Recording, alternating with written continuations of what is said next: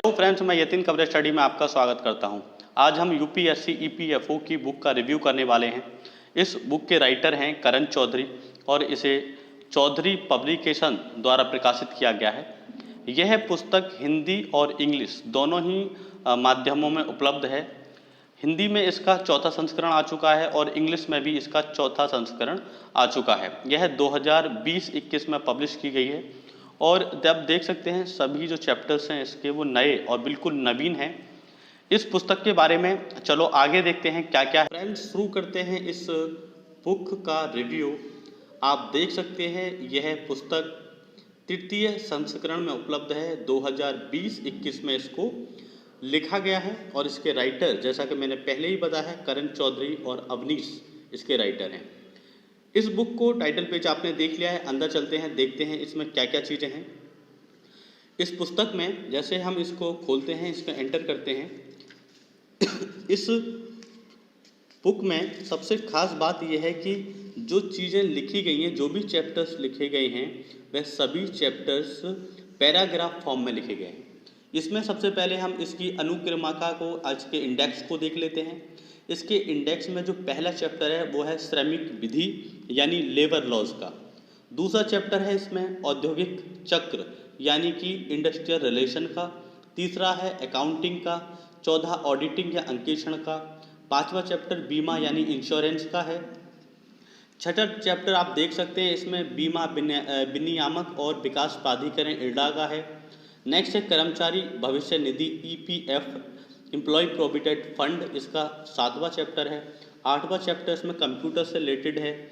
9वां chapter इसका सामाजिक सुरक्षा या सोशल सिक्योरिटी का है और 10वां चैप्टर है सामाजिक सुरक्षा से संबंधित समसामयिक योजनाएं, जो करंट में गवर्नमेंट की पॉलिसीज हैं उनके बारे में इसमें बताया गया है। इसके बाद इसमें टोटल 4 पेपर हैं जो ओल्ड ईपीएफओ के पुराने पेपर्स पूछे गए हैं। वो हैं जो 2017 में पेपर है, सॉल्व पेपर्स है। उसके बाद 2015 में जो पूछा गया पुराना पेपर है वो भी इसमें उपलब्ध है। 2012 और 2004, यानी कुल मिलाकर 4 पेपर जो पुराने पेपर्स हैं जो ईपीएफओ ने पूछे हैं, यूपीएससी ने पूछे हैं, उनको इसमें डिटेल में समझाया गया है। चलिए तो चैप्टर वाइज इस पुस्तक को देखते हैं कि इसमें क्या क्या खास है। पहला चैप्टर आप देख सकते हैं जैसा कि श्रमिक विधि या लेबर लॉज का इसमें पहला चैप्टर है और आपको दिख रहा होगा कि इसमें जो भी चीज़ें दी गई हैं लगभग पैराग्राफ फॉर्म में दी गई हैं। पैराग्राफ फॉर्म में दी गई हैं। अब अंदर से मैं दिखा देता हूँ आपको सारी चीज़ों को कि इसमें कैसे कैसे चीज़ें दी गई हैं, देख सकते हैं आप। तो इसमें सारी चीज़ों को अच्छे से दिया गया है पैराग्राफ फॉर्मेट में। श्रम कानूनों में समेकन जैसे इसका टॉपिक वाइज है और जो इसकी भाषा शैली है वह काफ़ी अच्छी है। इसमें टफ भाषा शैली का इस्तेमाल नहीं किया गया है। जो वर्ड है, जो उसकी वोकैब है, वो भी काफ़ी आसान भाषा में लिखी गई है और सीधा सीधा इस पुस्तक को लिखा गया है बिना किसी भाषाई क्लिष्टता के। तो इस पुस्तक को देख सकते हैं जैसे कारखाना अधिनियम 1948, कौशल भारत के बारे में अभी जो भी चीज़ें नई नई गवर्नमेंट ने शुरू की हैं श्रमिकों से रिलेटेड, उन चीज़ों को दिया गया है इसमें। और व्यापकता क्या है, कारखाना अधिनियम 1948 के बारे में बताया गया है। इन सब चीज़ों को, छोटी मोटी जो परिभाषाएं होती हैं श्रमिक विधि से लेके, उनको इसमें समझाया गया है। श्रमिक की सिक्योरिटी से संबंधित उनके अधिकार क्या होते हैं, इन चीज़ों को इसमें बताया गया है। स्पेशल प्रोविजंस और सरकार की क्या शक्तियाँ हो सकती हैं जो कानून को बनाने में, उनको भी इस पुस्तक में अच्छे से समझाया गया है। इसमें न्यूनतम मजदूरी अधिनियम 1948 को काफ़ी डिटेल में परिभाषित किया गया है, काफ़ी ज़्यादा अच्छी मात्रा में इसको बताया गया है। और उसके बाद इंस्पेक्शन क्या होता है और इसमें जो हड़ताल होती हैं, तालाबंदी होती हैं, उसके भी इसमें श्रमिक विधि में बताया गया है इन सब चीज़ों को। उसके बाद जो गवर्नमेंट के क्या प्राधिकार होते हैं, अधिकार होते हैं, एम्प्लॉयज़ के क्या अधिकार होते हैं और उसके बाद श्रमिकों के क्या अधिकार होते हैं, इन सारी चीज़ों को भी इसमें बताया गया है। डिटेल में इन चीज़ों को समझाया गया है। इसके अलावा इसमें प्रसूति प्रसुविधा अधिनियम 1961 के बारे में बताया गया है, कैसे ये सारी चीज़ें वर्क करती हैं। इन चीज़ों को भी यहाँ पे अच्छे से समझाने की कोशिश की गई है। आगे इसमें देखते हैं कि और इसके अलावा क्या क्या चीज़ें हैं। तो इसमें सबसे पहले आप देखेंगे, जैसे ये चैप्टर हमारा श्रमिक विधि खत्म होता है, तो इस पुस्तक की जो सबसे एक तरीके से कह सकते हैं कि ठीक बात ये नहीं है कि इस पुस्तक में जो क्वेश्चन का कलेक्शन हो सकता है या प्रैक्टिस सेट के जो क्वेश्चन हो सकते थे उनको नहीं दिया गया है। बस इस पुस्तक में इतना ही इसका एक तरीके से नेगेटिविटी है इस पुस्तक की। बाकी जो पुस्तक को लिखा गया है वो उसकी भाषा काफ़ी अच्छी लिखी गई है। तो इस पुस्तक को देखा आपने पहला चैप्टर जो है श्रमिक विधि का। सेकंड चैप्टर शुरू होता है औद्योगिक संबंध या इंडस्ट्रियल रिलेशन का, जो कर्मचारी और नियोक्ता जो मालिक होता है इंडस्ट्री का उसके बीच के रिलेशन जो होते हैं, जो कंपनी को चलाने वाले जो मैनेजमेंट होता है उसका और काम करने वाले जो कर्मकार हैं उन लोगों का कैसा रिलेशन होता है, इस चैप्टर से रिलेटेड जो चीज़ें हैं उसमें काफ़ी अच्छे से इसमें समझाया गया है। जैसा आपने पहले देखा था लेबर लॉज में, इसमें आपको टोटल ये है 40-41 पेजों में समेटा गया है। टोटल मिला के 45 पेज में हैं जो श्रमिक विधि से रिलेटेड हैं। औद्योगिक संबंधों में इसमें टोटल मिलाकर लगभग 15-20 पेज इसमें औद्योगिक संबंधों में है, इंडस्ट्रियल रिलेशन में है। इसको भी आपने डिटेल में इसमें ठीक ठाक तरीके से दिया गया है।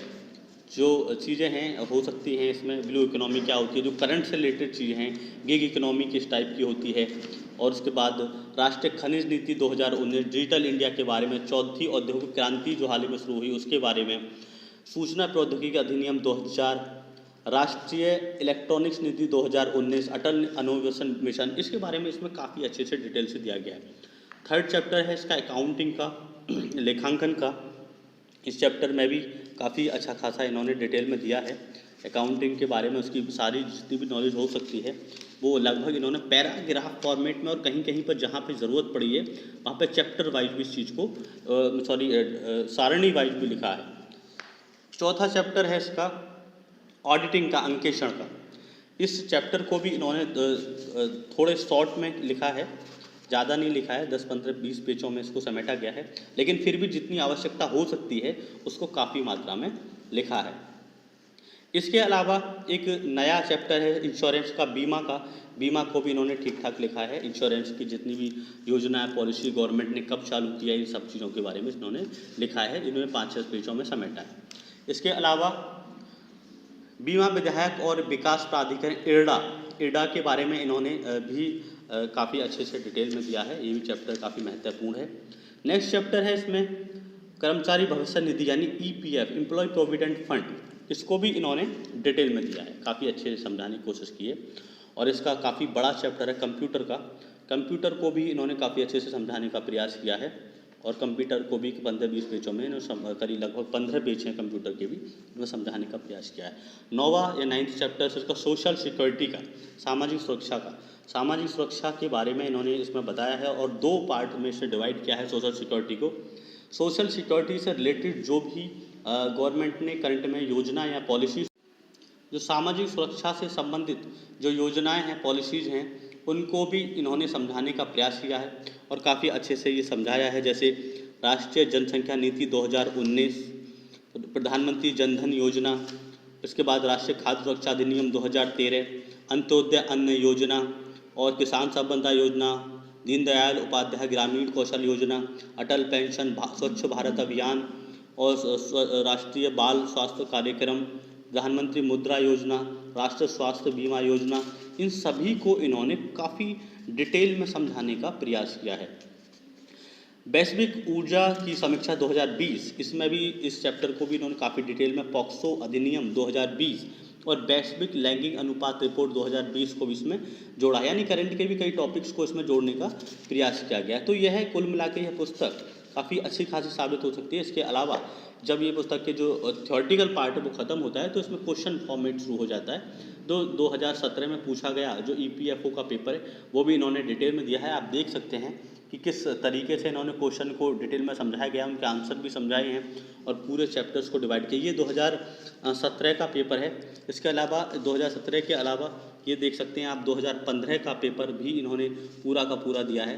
2015 के अलावा फिर इन्होंने 2012 का जो पेपर EPFO का हुआ है उसको भी इन्होंने समझाया है।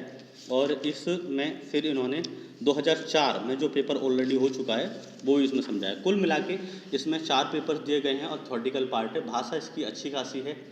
इस पुस्तक में टोटल मिला के 296 पेज है।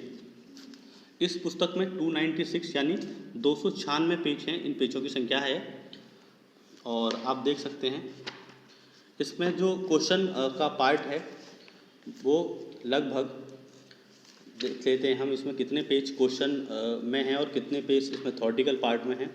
296 में से लगभग 172 पेज इसमें थ्योरेटिकल हैं और उसके अलावा जो बाकी बचे हुए 120-25 पेज के आसपास हैं वो सारे क्वेश्चन हैं जो पुराने पेपर्स दिए गए हैं। अब इस पुस्तक के रेट की बात करते हैं कि ये कितने प्राइस में हमें मिली है। ये 230 रुपये इसका प्राइस है, 230 रुपये प्राइस है। और ये मार्केट में आपको 180 रुपये के आसपास या 170 रुपये के आसपास ये मार्केट में आपको मिल जाएगी। तो आज हमने इस पुस्तक का रिव्यू देखा। आप देख सकते हैं फिर से इसका टाइटल पेज चौधरी पब्लिकेशन की तृतीय संस्करण और यह चौथे संस्करण में भी उपलब्ध है ये पुस्तक। तो यह है मेरे पास, ये 1 महीने पुरानी पुस्तक है लेकिन इसका नया संस्करण भी उपलब्ध है। तो आप देख सकते हैं काफ़ी अच्छी पुस्तक हो सकती है आपके हिसाब से। चलो आज की ये वीडियो हम यहीं ख़त्म करते हैं। थैंक यू, धन्यवाद।